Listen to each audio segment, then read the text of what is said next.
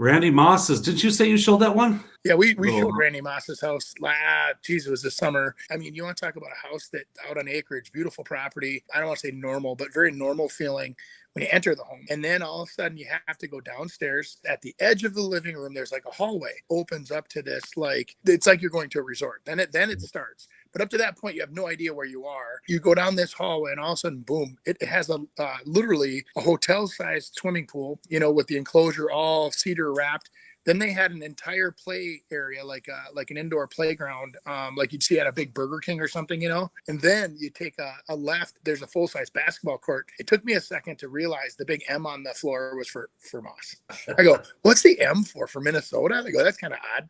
And all of a sudden, the guy that's with me goes, did you research this? This is Randy Moss's house. What did you feel about the price? It was way overpriced. At 2.3, it's way overpriced. Well, and the reason being is that the house it literally has the front half of the house has to be totally renovated. The property's gorgeous.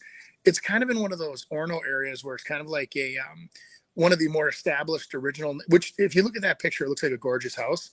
That's a third of the house. I mean, if that. The rest of it out the back, it's like it's unbelievable how it sprawls back. And there's like parking lots for valet parking in the back. So when he had these huge parties, people coming over, they'd valet park. There was a parking lot in the back. So I think the coolest thing they did there was a dog run. They had a setup for dogs where off the main level, it was kind of like a laundry room, and there was like 6 kennels.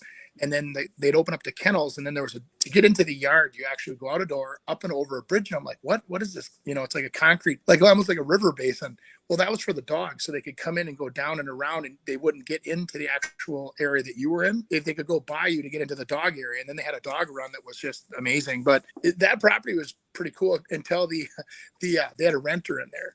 And no offense, but this renter did them no service and was like, yeah, we pay almost $9,000 a month to heat this place. It's unbelievable. And the taxes are this, and the bathroom tub doesn't drain. And I mean, this renter, if I were them, I would literally take the lumps and get that person out of there.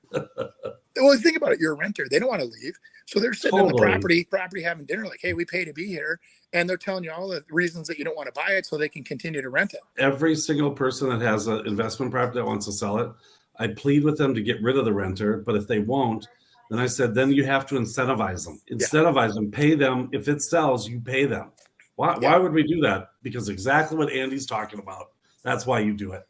There's no incentive for them to leave. Have showings come and make the bed and make sure the dishes are clean. I mean, they don't. There's no incentive. The funny part is that this couple that was in there, they're not like they were slouches. I mean, they were paying $10,000 a month to be there. Yeah, so that's a little schoolhouse too. That's kind of cute. Looks institutional to me, but Norcross, Minnesota. You use the word cute. I use institutional. Yeah. She told me it needed $300,000 worth of repairs. But there you go, Andy. You talked about this before, and exactly where you're hanging out is one of the places that you talked about, because with people not working in an office situation, they can go anywhere they want. They go try to find a lifestyle, and that sounds like what that buyer was too. They found something really unique and cool that they're going to be able to get into it for a lot cheaper than they would in St. Paul to get that same type of architecture. So I was curious to ask Nick now, talking about exotic places, where he's in Cambodia, correct? Yeah.